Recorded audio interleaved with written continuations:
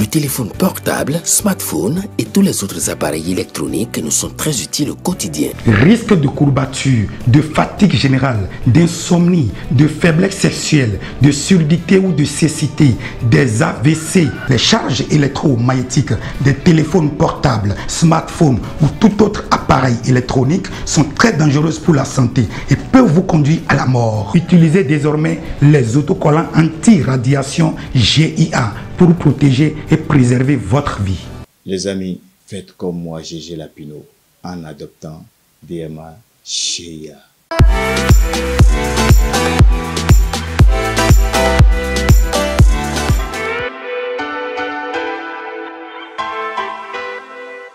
Mesdames et messieurs, dans un mois jour pour jour, les enfants vont devoir recevoir le cadeau du Père Noël. Nous sommes bel et bien le 25 novembre 2024 et nous voici à ce rendez-vous de votre émission matinale, le meilleur réveil. C'est un plaisir pour nous de vous retrouver dans ce nouveau numéro. Nous lançons donc tout de suite la toute première rubrique de cette émission en installant tout de suite sur ce plateau Mathieu Kolawole Bokor. Mathieu Kolawole Bokor, bien le bonjour. Bonjour, bonjour Latifat, bonjour à tous les amis téléspectateurs. J'espère que vous avez passé un excellent week-end. Et vous, votre week-end, ça a été? Ça a été, on rend grâce à Dieu. Alors, ça se voit déjà sur le visage. Hein? Alors, c'est avec vous que nous allons prendre connaissance de toute l'actualité de ce matin, la revue des titres. Et on démarre par la guérite pour dire qu'il y a eu rencontre de haut niveau avec le président Erdogan de la Turquie. Le Bénin honoré par la fondation Zakat et Sadaka, Dr Imam Shakirou Amoussou, fier du chemin parcouru. Deuxième réédition de compte à la mairie de Porto Novo. Charlemagne Yankoti présente les avancées dans la gestion des ressources en eau.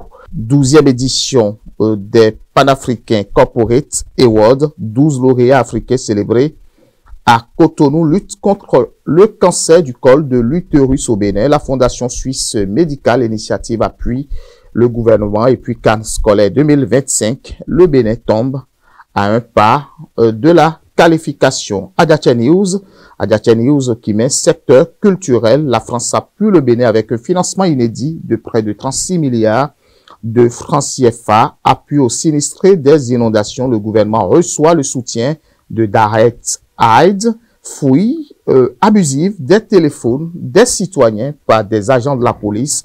Le DGPR condamne et invite à signaler les auteurs. Passage devant la commission budgétaire du Parlement. Eleonore Yaïla Descamps présente un projet de budget 2025 en hausse. Et puis coopération, échange d'expériences entre anciens parlementaires, la NAP Togo à l'école de l'AS NAP Bénin. Et puis, deuxième réédition de compte à la mairie de Porto Novo, les avancées dans la gestion intégrée des ressources en eau. Exposé le matinal, assouplissement des mesures restrictives d'exportation de produits, la main tendue du Bénin. Au Niger, la primeur, remise de la liste de désignation des CV et sécu des localités, un appel à la responsabilité des partis politiques. L'autre quotidien, audit annoncé du fichier électoral, la concertation de l'opposition prévoit une approche inclusive. L'événement précis, audit du fichier électoral à la demande du cadre de concertation des partis politiques, l'opposition engage une vaste consultation. Matin libre, décès du jeune Faisal à Parakou, encore une bavure policière. Les conséquences d'une fusion mal gérée, s'interroge Matin libre, coproduction de la sécurité publique. Il urge d'agir. Fraternité, récurrence des bavures policières, le temps des interrogations, les deux communiqués de la police républicaine qui en disent long. L'emblème du jour, passage des numéros de téléphonie mobile à 10 chiffres, indifférence totale au Bénin. Et puis Gasquiani qui met Boniaï, les démocrates n'ont aucun plan pour déstabiliser, dit-il. On va finir avec la guérite, rencontre de haut niveau avec le président Erdogan de la Turquie, le Bénin honoré par la fondation Zakat et Sadaka, Dr Imam Shakirou Amoussou, fier du chemin parcouru. Et puis, deuxième réédition de compte à la mairie de Porto Novo, Charlemagne Yankoti présente les avancées dans la gestion des ressources en eau. 12e édition des Panafricains Corporate Awards, 12 lauréats africains célébrés à Cotonou, lutte contre le cancer du col de l'utérus au Bénin, la Fondation Suisse Médicale Initiative appuie le gouvernement. Et puis, CAN scolaire 2025, Latifat, le Bénin tombe à un pas de la qualification.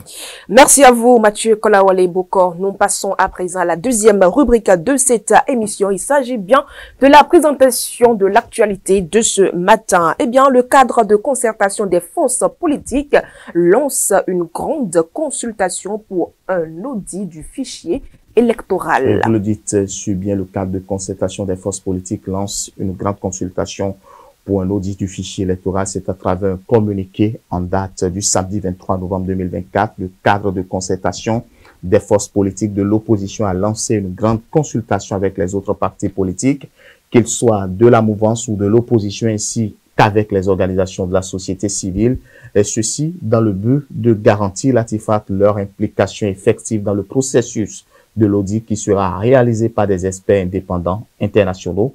Il faut rappeler que cette décision fait suite à une requête formulée par le Parti Les Démocrates, acceptée par le président de la République lors de l'audience du 27 novembre 2023 à cause des défaillances remarquées sur la liste électorale lors des élections législatives de 2023. Cette décision prise par le cadre de concertation va permettre d'assurer une plus grande transparence et la crédibilité du processus de l'audit de la liste électorale. La consultation élargie aux autres partis politiques de la mouvance et de l'opposition ainsi qu'aux organisations de la société civile permettra l'apaisement du climat politique et la préparation d'élections futures acceptées de tous.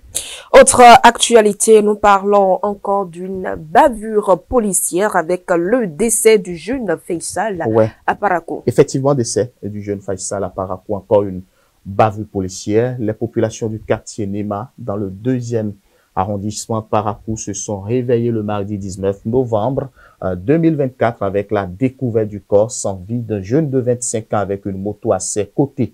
Ce qui laisse deviner à première vue Latifat qu'il a été victime d'un accident de circulation qui lui a coûté la vie, mais malheureusement, il n'en est rien de tel. Le témoignage du conducteur de taxi-moto, communément appelé Zémidian, qui transportait le jeune Faisal, lors de son interpellation par les éléments de la police républicaine du commissariat du 2e arrondissement dans la nuit du lundi 18 novembre est formel et péremptoire. Pour lui, le jeune Faisal a été interpellé dans la nuit du lundi 18 au mardi 19 novembre 2024 aux environs de minuit au niveau de Fin-Pavé-Zongo.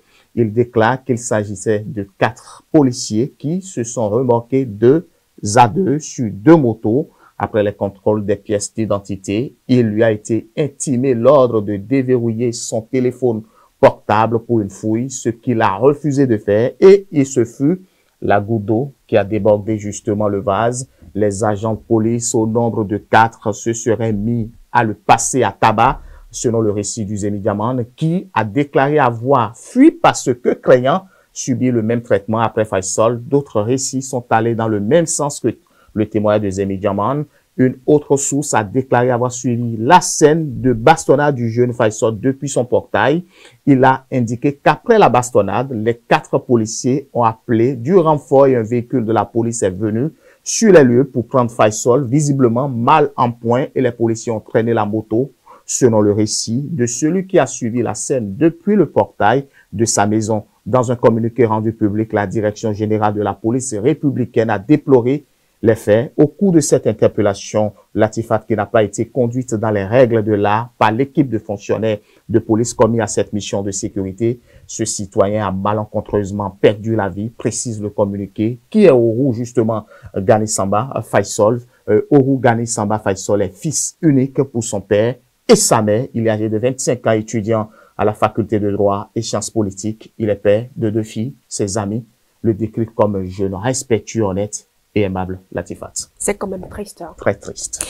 Autre actualité, nous allons à présent hors de nos frontières. Mesdames et messieurs, coup d'envoi du recensement administratif à vocation d'état civil. Il s'agit du RAVEC. Hein? Et nous sommes en Guinée avec ce coup d'envoi du recensement administratif à vocation d'état civil RAVEC. Vous le dites si bien, le gouvernement guinéen démarre l'une des étapes importantes devant mener à la fin de la transition à Matoto, la plus grande commune de Conakry. Le Premier ministre Baouri a lancé officiellement le 21 novembre 2024 le programme national de recensement administratif à vocation d'état civil le RAVEC. Ce recensement doit être à la base d'un nouveau fichier électoral. Combien de temps prendra cette opération? Initialement, le référendum constitutionnel était prévu d'ici la fin de l'année 2024, mais les observateurs doutent que ce chronogramme soit tenable. Dans l'actualité sportive, nous parlons de la CAN féminine 2024. Les groupes sont constitués. Oui, déjà le tirage au sort des groupes pour la phase finale de la 15e Coupe d'Afrique des Nations CAF féminine de la CAF a été effectué ce vendredi 22 novembre 2024 au Centre technique Mohamed VI à Salé au Maroc, initialement prévu pour l'été 2024. La compétition va se disputer du 5 au 26 juillet 2025 au Maroc. Le royaume chérifien accueillera le tournoi pour la deuxième fois d'affilée après celui organisé en 2022 et remporté par l'Afrique du Sud pour cette 15e de la Coupe d'Afrique des Nations féminines. 12 pays sont en lice. Ils sont répartis en 3 groupes de 4 équipes par les mains de la gardienne sud-africaine Andile Diameni, de l'arbitre rwandais Salimal Mukasanga et de l'Est internationale marocaine Fatia Lassere. Au thème du tirage, les différents groupes se présentent comme suit. Latifa, dans le groupe A, nous avons le Maroc, la Zambie, le Sénégal, la République démocratique du Congo. Dans le groupe B, nous avons le Nigeria, la Tunisie, l'Algérie, le Botswana. Dans le groupe C, nous avons l'Afrique du Sud, le Ghana, le Mali et puis la Tanzanie. Bien à vous, Mathieu Kolawole Bokor, mais vous restez toujours avec nous. On se retrouve tout de suite dans le forum matinal.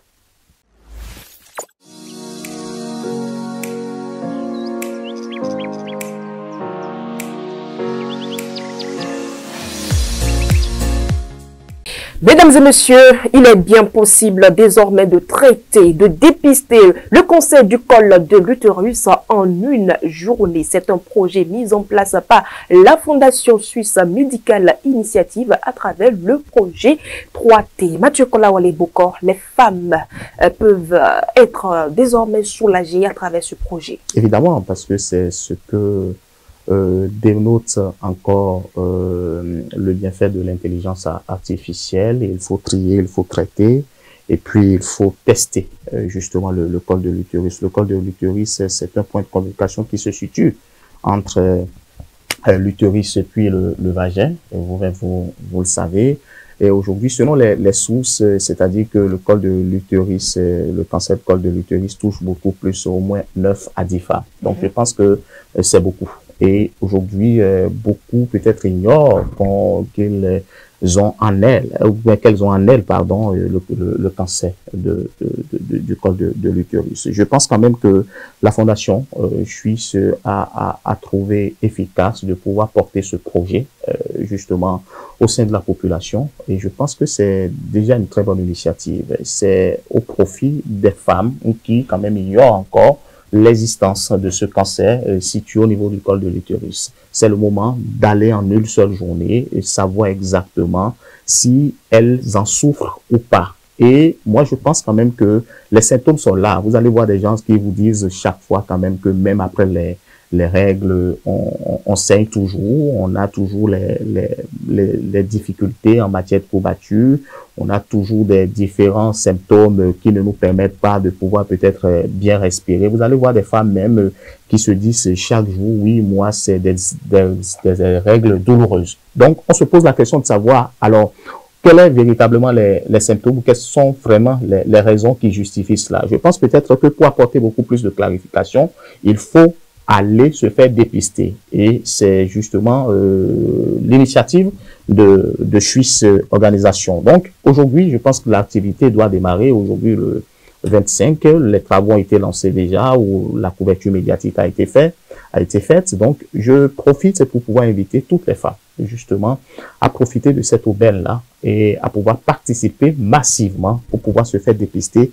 et savoir exactement si le cancer du col de l'utérus existe en elle. Vous savez, le cancer aujourd'hui, quelles que soient les formes, tue. Et vous-même, vous avez vu aujourd'hui beaucoup de choses qui se passent. Et même sur les réseaux sociaux, les femmes en sont victimes. Des gens meurent au jour le jour sans pouvoir savoir exactement ce qui se passe. Donc, c'est le moment d'aller peut-être se faire dépister et de profiter de cette aubaine pour pouvoir se situer.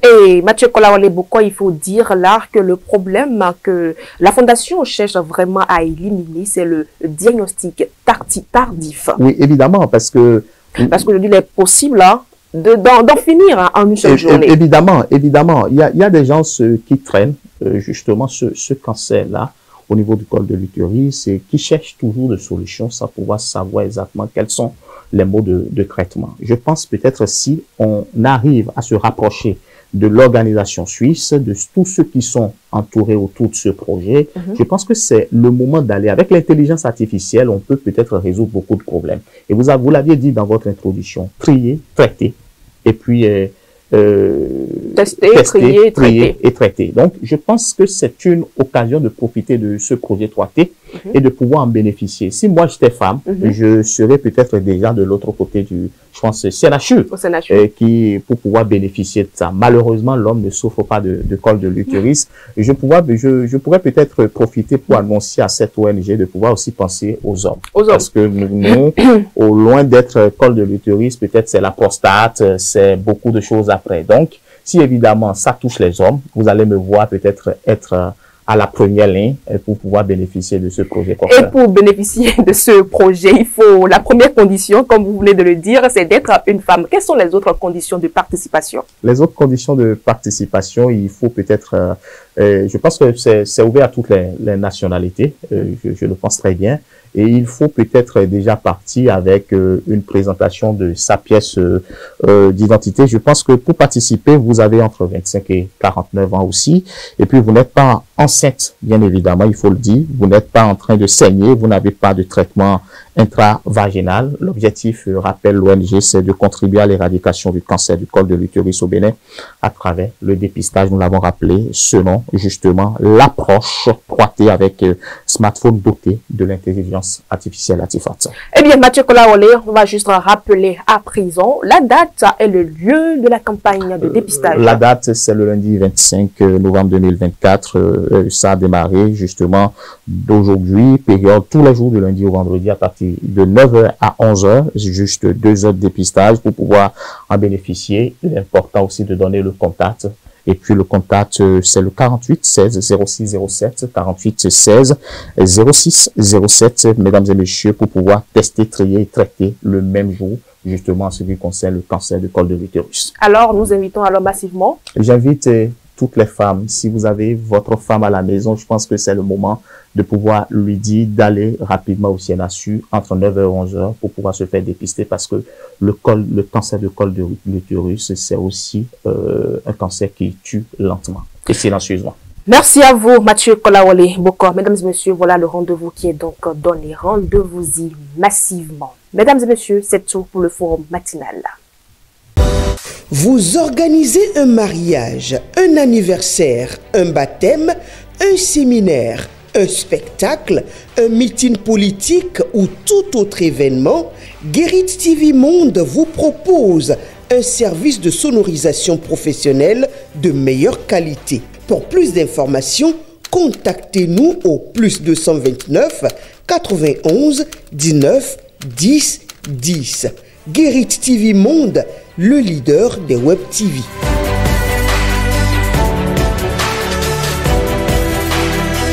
Nous sommes dans la suite de votre émission, mesdames et messieurs, vous êtes bel et bien dans le meilleur réveil. Nous poursuivons donc tout de suite avec la météo.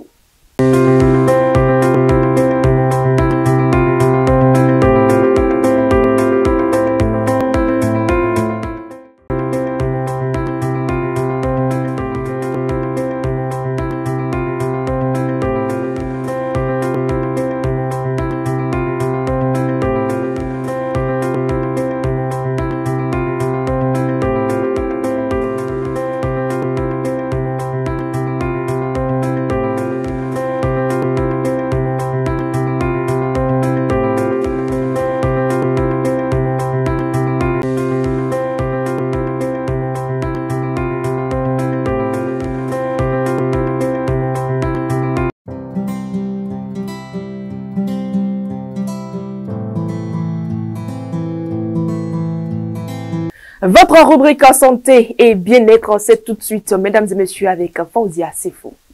Dans la rubrique santé et bien-être de ce jour, nous parlons de l'impétigo. C'est une infection cutanée bactérienne très contagieuse qui affecte souvent les enfants, bien qu'elle puisse aussi toucher les adultes. Elle est causée principalement par des bactéries telles que Staphylococcus aureus et Streptococcus pyogenes. Elle se manifeste par des lésions cutanées caractéristiques, notamment des cloques ou des croûtes.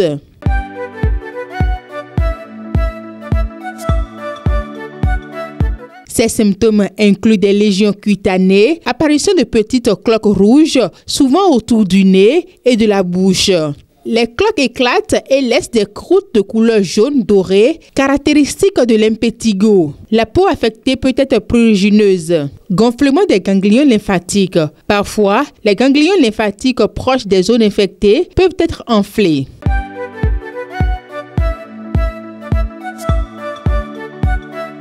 L'impétigo est causé par une infection bactérienne principalement due à deux types de bactéries. Staphylococcus aureus, souvent responsable de la forme bulaire. Streptococcus pyogenes, souvent responsable de la forme nobulaire.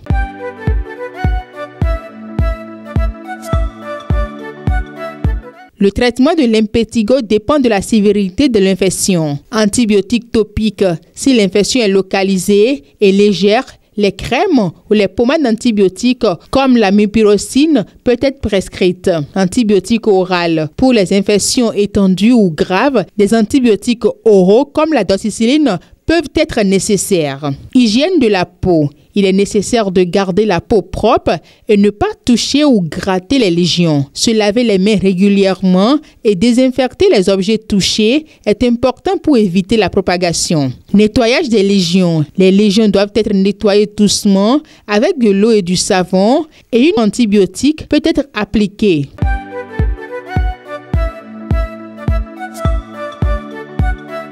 Bien qu'il n'y ait pas de régime strict à suivre lors d'une infection par impétigo, certains aliments peuvent favoriser l'inflammation ou ralentir la guérison. Aliments riches en sucre raffiné. Les sucreries, les boissons gazeuses et les produits transformés peuvent affaiblir le système immunitaire et ralentir ainsi la guérison. Les aliments riches en graisses saturées. Les aliments frits et gras comme les fast-foods peuvent augmenter l'inflammation. Produits laitiers. Certaines personnes trouvent que les produits laitiers peuvent aggraver les symptômes de la peau en raison de leur potentiel inflammatoire, bien que cela ne soit pas universel. Aliments épicés. Ils peuvent provoquer des irritations cutanées et une augmentation de l'inflammation. La deuxième instant publicitaire, mesdames et messieurs, c'est tout de suite et on se retrouve tout juste après dans l'interview matinale. Vous organisez un mariage, un anniversaire, un baptême, un séminaire, un spectacle, un meeting politique ou tout autre événement, Guérit TV Monde vous propose un service de sonorisation professionnelle de meilleure qualité. Pour plus d'informations, contactez-nous au +229 91 19 10 10. Guérit TV Monde, le leader des Web TV.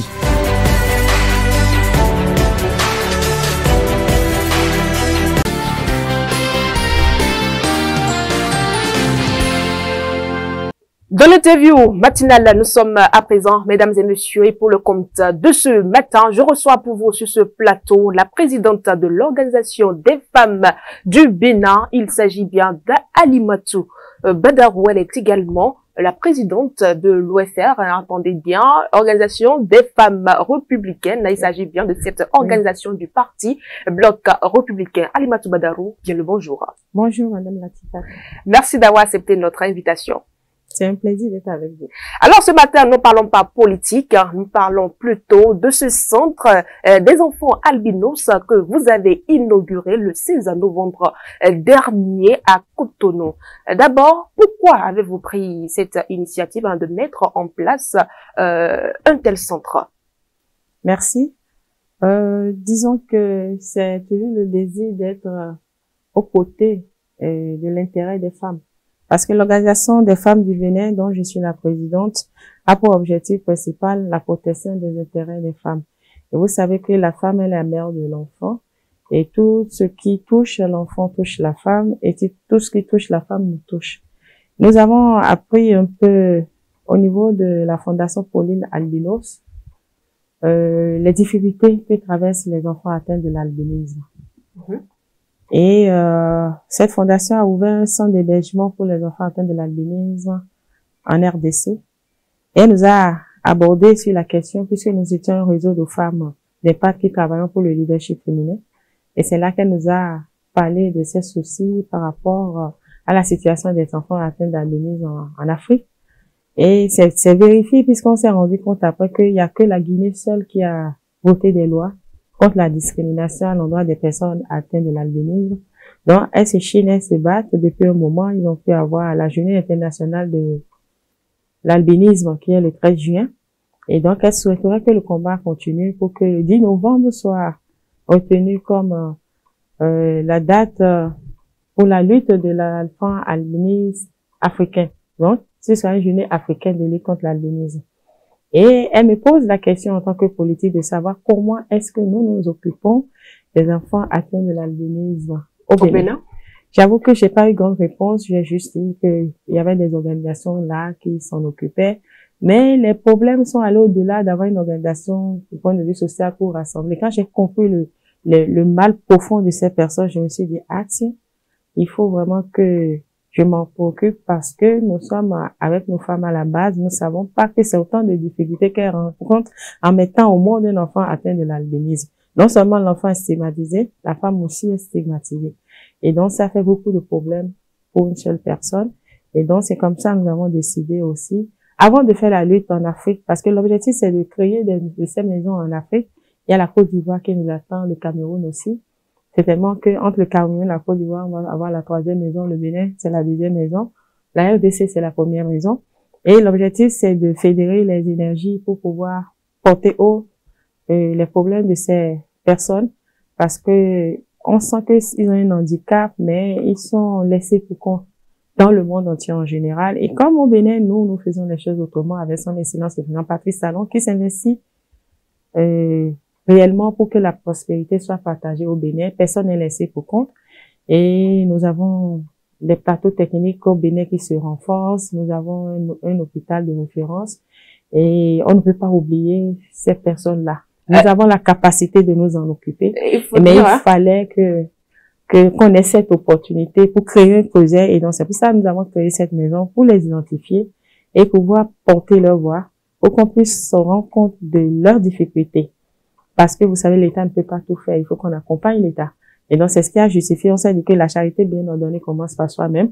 Prendre la représentation de la Fondation Pauline Albinos, c'est une bonne chose. Et je dois m'assurer qu'au Bénin, on s'occupe d'abord des albinos chez moi avant de pouvoir aller parler des albinos ailleurs. Donc, ce qui justifie pourquoi nous avons créé cette maison pour commencer par nous occuper, surtout des plus jeunes.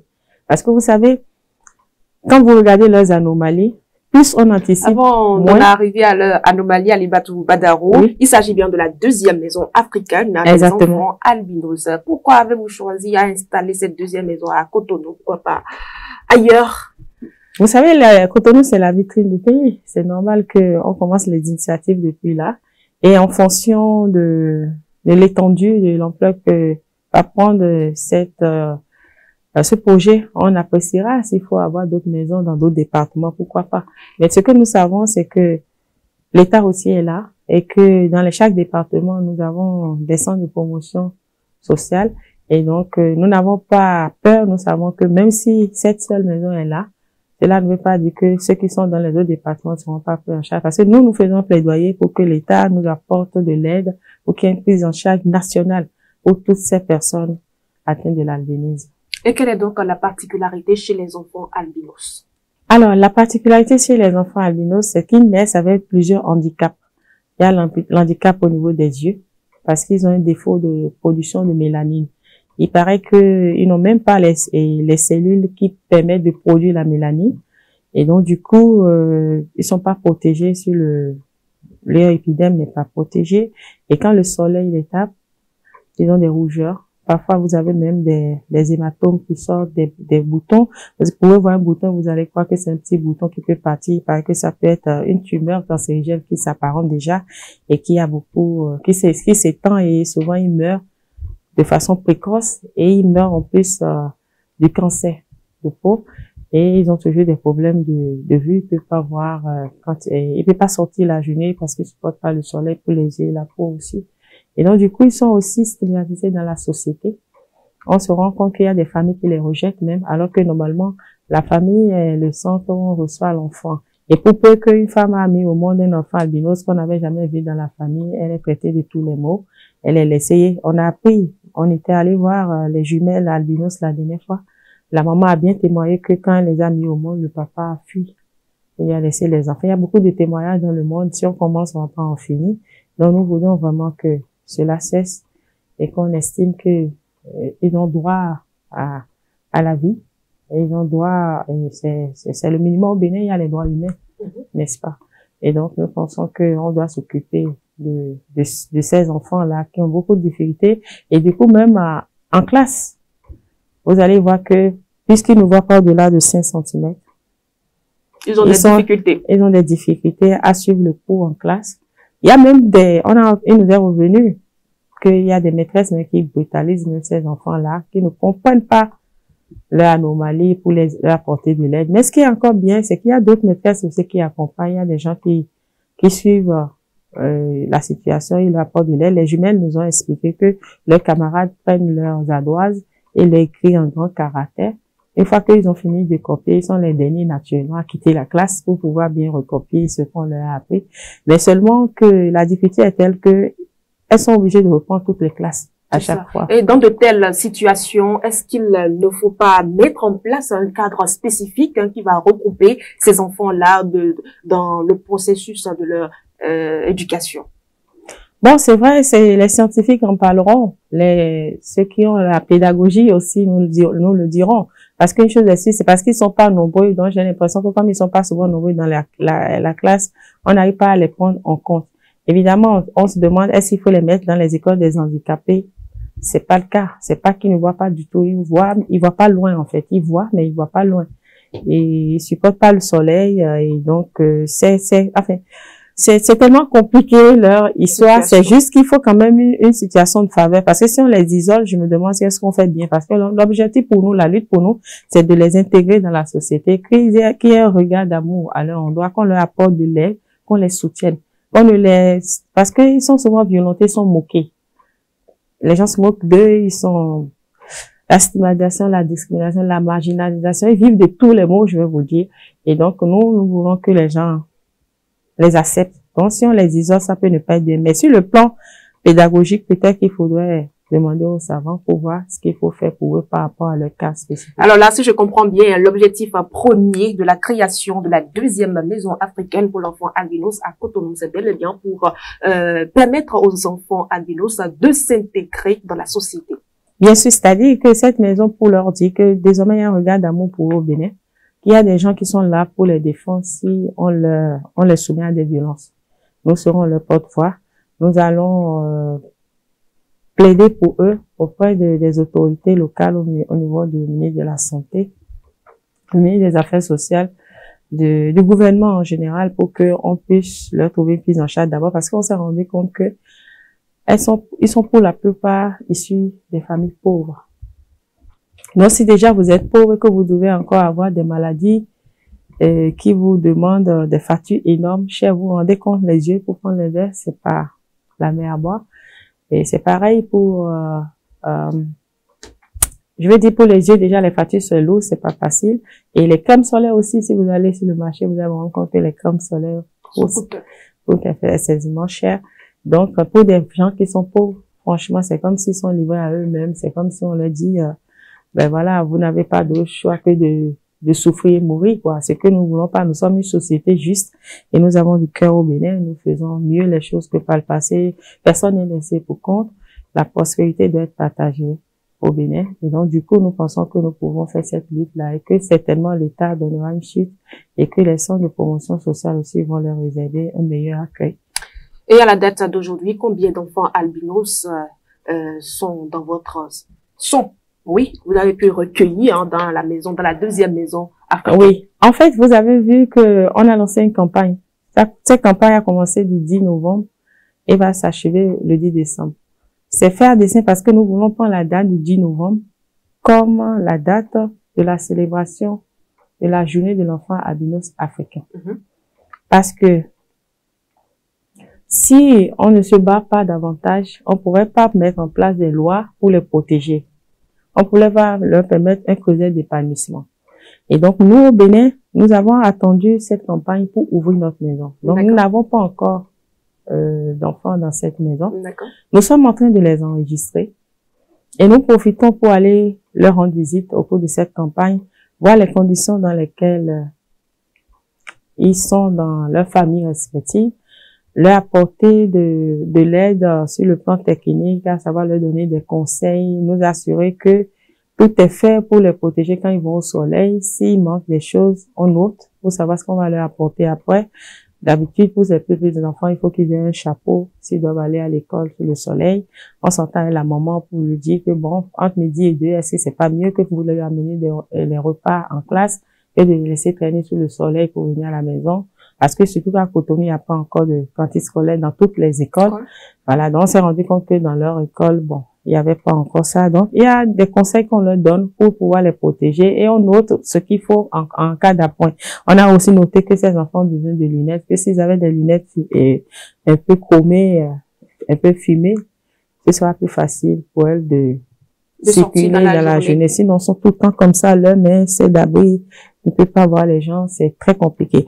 Alors donc, du coup, nous, face à cette campagne, c'est ce que nous faisons, nous identifions, nous recueillons un peu les doléances, les difficultés, et nous allons faire la synthèse, et puis après avoir une démarche vers les affaires sociales pour voir dans quelle mesure il peut déjà avoir quelque chose par rapport à l'existant. Ils sont déjà dénombrés, ils sont environ 800 au Bénin. Encore que, c'est ce qu'on connaît. 800. Parce que quand ils naissent, on les cache. Comme la société les stigmatise. Vous savez, au Bénin, il paraît qu'ils ont même un nom, on les assimile au fétiche qu'on appelle Lissa. C'est ce qui nous est revenu. Et donc, on ne les regarde pas comme des gens ordinaires. De l'autre côté de l'Afrique centrale, vous avez appris qu'on les soumet à des rituels, on les sacrifie. Donc, c'est des gens qui sont obligés de se protéger de peur. Quand tu vas à leur contact, s'ils sont pas sûrs que tu veux leur apporter, en plus, ils peuvent se cacher, ils vont mettre du temps, parce que ça va de leur sécurité. Et donc, nous, en ouvrant cette maison, nous voulons bien qu'ils sachent que désormais, il y a de la protection pour eux. C'est pour ça que nous avons mis deuxième maison africaine de protection de l'enfant albinos. Si nous identifions des enfants qui sont vraiment démunis, qui sont très, très vulnérables, abandonnés, orphelins, comme ça se passe en Afrique centrale dans les autres pays, nous allons leur apporter de l'aide, c'est de les recueillir dans un premier temps et de voir après avec les affaires sociales ou les orphelinats qui sont bien là, qui veulent bien les prendre. Ou sinon, nous-mêmes, on peut les garder avec des bonnes volontés. Puisque vous savez, la femme est la mère de l'enfant. C'est pas des femmes qui manquent chez nous. Nous en avons plein. Et donc, c'est la maison de ces enfants. Mais les adultes aussi peuvent venir. Si on a quelque chose pour eux, pour ceux qui sont en difficulté au quotidien, s'ils viennent, s'il y a quelque chose, on leur donnera. Donc, on est là pour eux. Et parlant de moyens, je vais bien demander, quels sont les moyens dont dispose l'organisation des femmes du Bénin pour venir en aide à ces enfants? De ces mexous et de l'amour surtout, vous savez. Parce que quand vous avez de l'amour, ça n'a pas de prix. C'est comme si vous avez beaucoup de richesses à donner. Notre présence, notre disponibilité à penser à eux n'a pas de prix. Et nous savons qu'avec la Fondation Pauline Albinos, qui nous apporte son soutien technique, parce que dès que nous allons recevoir les premiers enfants dans la maison, une équipe va venir de Kinshasa pour venir rester dans la maison, nous aider à nous occuper d'eux par rapport à leur expérience.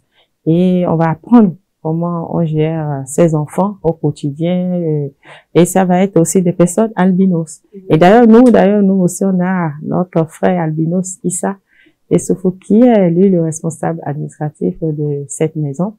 Et donc, c'est pour vous dire que tant qu'il y a de l'amour, même si on n'a pas de l'argent, on sait qu'on peut braver toutes les intempéries. Et donc, c'est l'occasion pour nous, d'ailleurs, de solliciter de l'aide. Je vais parler aux ophtalmologues, aux pharmaciens, aux médecins, tous ceux qui peuvent nous apporter un plus. Et savoir que la maison de l'enfant albinos est désormais là. Ceux qui ont du cœur, ceux qui veulent bien nous aider, de ne pas hésiter. Et c'est aussi une occasion pour moi de dire merci au maire de Cotonou qui nous a permis de contribuer au déplacement de l'albinos, la présidente de Albi International, Karine Hunger, qui est obligée de se déplacer à Brazzaville pour se faire opérer parce qu'elle a un début de tumeur. Il faut qu'elle se fasse opérer, qu'elle suive la chimiothérapie.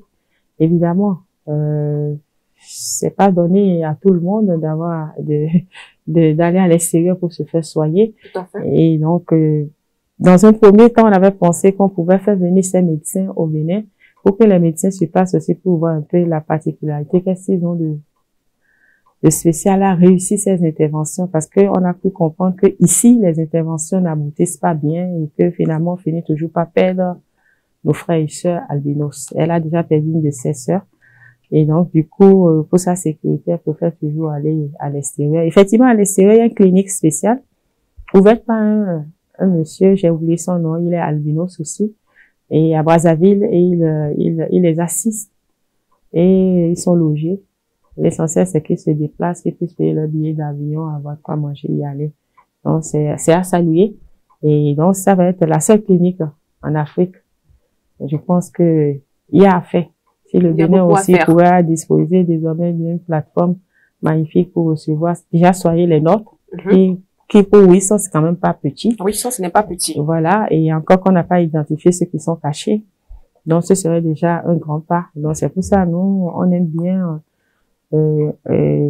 dire aux personnes qui ont du cœur, qui veulent bien aider, de ne pas hésiter à se rapprocher de nous pour que ensemble nous travaillons à donner, à rehausser l'image des personnes atteintes de l'albinisme, parce que nous sommes une société juste et ils ont le droit à la vie. On peut pas les laisser pour compter, leur dire, éduquer. Ils n'ont pas choisi de naître albinos et aucune femme n'a choisi d'avoir un enfant albinos. Et la science ne peut même pas permettre d'anticiper.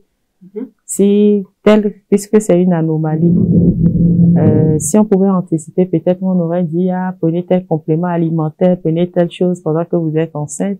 Alors, il y en a qui disent que c'est héréditaire, mais il y a des gens qui ont dit qu'il n'y a pas de trace de ce truc dans leur famille, et voilà que les enfants naissent albinos. Donc, c'est beaucoup de questions à l'endroit des scientifiques aussi.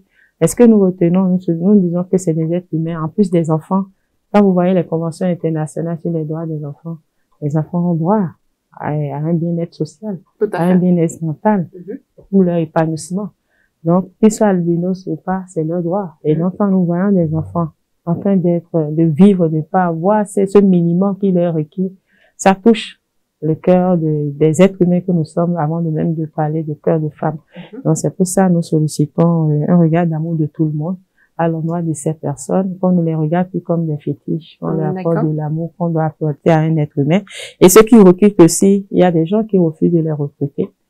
Et on a déjà entendu dire que parce qu'elle est une personne albinos, on ne veut pas d'elle, on ne la recrute pas. Il y a eu des témoignages de personnes. Est-ce qu'il n'est pas temps, Alimatou Badarou, de faire un appel aux législateurs pour qu'on aille aussi un peu à l'école des Guinéens? Exactement. Et ça fait partie de nos plaidoyers dans cette campagne-là. C'est-à-dire que nous sollicitons vraiment nos autorités, les députés, s'ils peuvent, un soit peut mettre en place des lois pour nous permettre de protéger ces personnes. C'est notre cri de cœur. Et qu'il y ait une prise en charge réelle déjà dans l'immédiat pour permettre à ces personnes de pouvoir se soigner.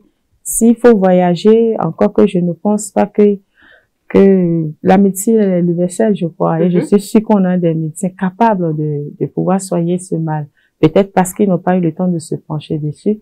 Et le Bénin, on a un hôpital maintenant de référence chic. Et donc, pour des chirurgies de ce genre, et pour les tumeurs de ce genre, parce qu'il faut de la chimiothérapie après, quand c'est déjà avancé, je vois qu'on peut trouver tout ça au Bénin. Donc, c'est l'occasion pour moi, pour que le ministre de la Santé nous aide vraiment à répondre à cela, parce qu'au Bénin, nous faisons autrement les choses et nous faisons bien les choses. Donc, j'ai espoir qu'on va avoir une bonne solution pour nos personnes atteintes de l'albinisme. Nous sommes pratiquement à la fin de cet entretien, mesdames et messieurs. Alimatou Badarou, pour terminer, quelles sont les perspectives de l'OFB en ce qui concerne le suivi des enfants albinos? Alors, l'OFB reste positif. Vous savez, l'OFB, sa première sortie était déjà d'être aux côtés des femmes qui ont suivi la césarienne. Vous nous avez vu à Lomel et à l'hôpital de zone de l'enfant. Donc, c'est notre quotidien. Être aux côtés des femmes en difficulté. Donc, nous savons très bien que s'il y a des enfants albinos vulnérables qui viennent vers nous, ce serait une nouvelle vie, un nouveau départ pour eux. Et que désormais, ces personnes-là qui représentent ces albinos, de savoir que ce n'est pas juste, c'est pas bien qu'ils ont droit à la vie et que personne ne prévoit qui peut mettre au monde un enfant albinos. Donc, les potentiels moments peuvent être exposés à avoir un bébé albinos. Donc, franchement, nous ne devons pas les discriminer et de savoir que désormais, les albinos sont des avocats au Bénin. Alors, Alimatou Badaro, pour terminer, un mot à l'endroit du gouvernement. Je voudrais saluer tous les efforts que fait le gouvernement en matière de protection sociale. Je voudrais dire que le projet Arche a pris en compte toutes les personnes extrêmement pauvres. Et il y a un travail qui se ferait sur le terrain, il y a des témoignages. Il y a beaucoup de prises en charge dans les centres de promotion sociale. Je voudrais juste demander que il y a une autre prise en charge spéciale pour les personnes atteintes de l'albinisme parce que vraiment, il y en a plein dans les familles pauvres et que leur handicap, c'est pas un seul handicap qu'ils ont, ils ont plusieurs handicaps et on a l'impression qu'ils sont laissés pour compte et que eux-mêmes ils se disent d'office que la société nous rejette et puis donc nous sommes condamnés à mourir plus tôt. Donc, ils n'ont pas d'espoir. Je voudrais qu'on leur donne espoir. Je voudrais que l'État nous donne espoir et donne espoir à ces personnes parce que donner espoir aux enfants albinos, c'est donner espoir aux femmes. Et je sais que le gouvernement de son excellence, le président Patrice Talon, travaille beaucoup pour redorer le blason de la femme, pour lui remettre, pour lui donner son image, son honneur. Vous avez vu 35 marchés à la fois pour les femmes. Beaucoup de choses. L'INF qui est renforcé, qui peut s'auto-saisir en cas de violence faite aux femmes. Ce détail-là ne va pas échapper au gouvernement. Et j'ai espoir que quelque chose se fera dans les prochains jours, Inch'Allah, pour ces personnes. Merci bien à vous, Alimatou Badaro. C'était un plaisir pour nous de vous recevoir sur ce plateau. Un plaisir partagé. Merci. Merci, c'est partagé. Je vous remercie. Merci d'être notre porte-voix pour cette lutte-là. C'est nous qui vous remercions. Mesdames et messieurs, voilà donc tout pour l'interview matinale de ce jour. C'était donc à l'instant Alimatou Badaro, la présidente de l'Organisation des femmes du Bénin. C'est fini. On se retrouve dans la suite dans un instant.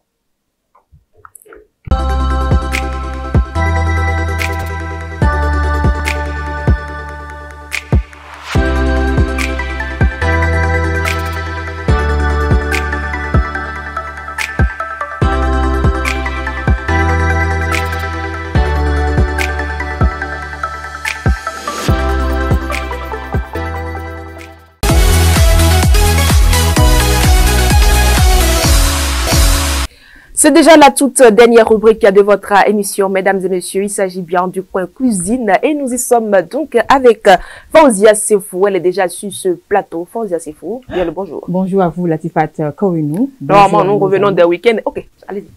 Bonjour à nos amis internautes de Guérita TV Monde.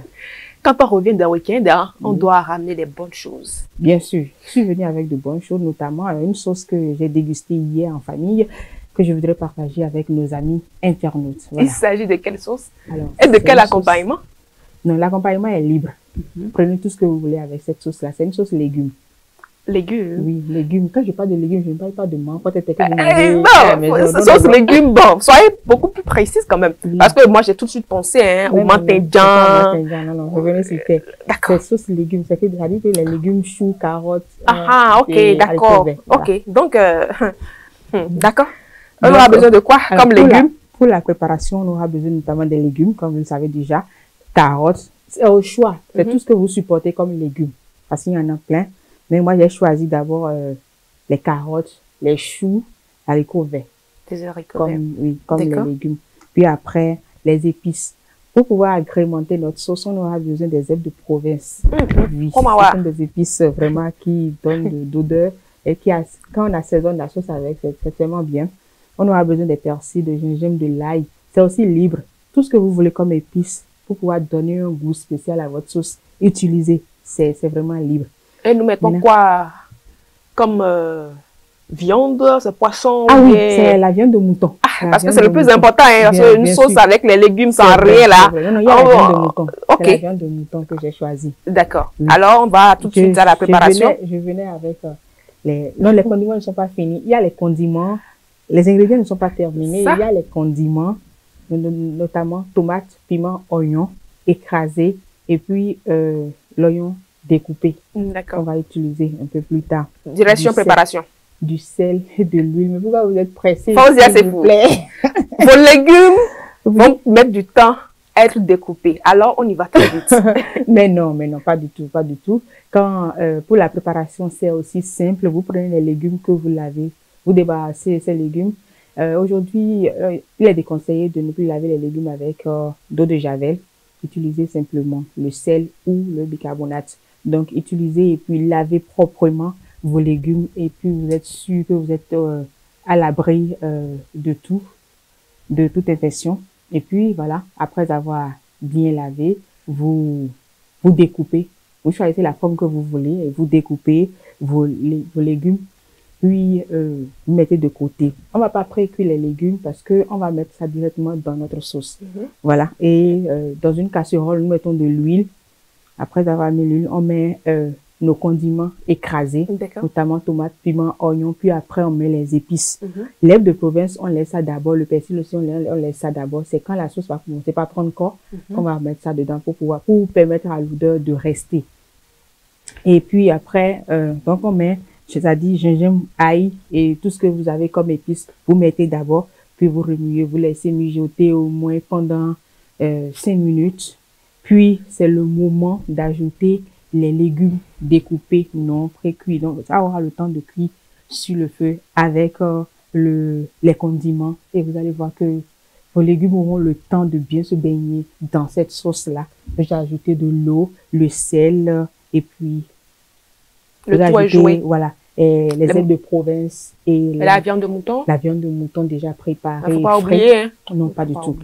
Déjà prêt. Donc, et puis si c'est trop, si la sauce elle est trop épaisse, vous ajoutez un peu d'eau et puis voilà, c'est relax. Vous prenez ça avec du riz, du couscous, tout ce que vous voulez. Régal, hein. Voilà. Et puis vous démarrez super bien votre semaine, votre journée et c'est parti. Merci à vous, Fauzia Sefou, pour cette sauce à légumes, avec, qui peut être accompagnée de tout que vous nous proposez déjà ce matin, de tout, sauf la pâte. Il faut être précis. De tout sauf la pâte. J'ai vu un homme manger sauce légumes avec pâte hier. J'ai eu chaud. J'ai aussi bloqué de lui. Ce que tu n'as jamais vu là, faut pas dire que ça n'existe pas. Voilà. C'est ça. Merci à vous, Fauzia Sefou. Mesdames et messieurs, voilà donc tout pour le compte d'aujourd'hui. Merci de nous avoir suivis. Ce n'est que le tout premier numéro de cette semaine. On vous donne rendez-vous demain à la même heure pour le deuxième numéro. Portez-vous bien.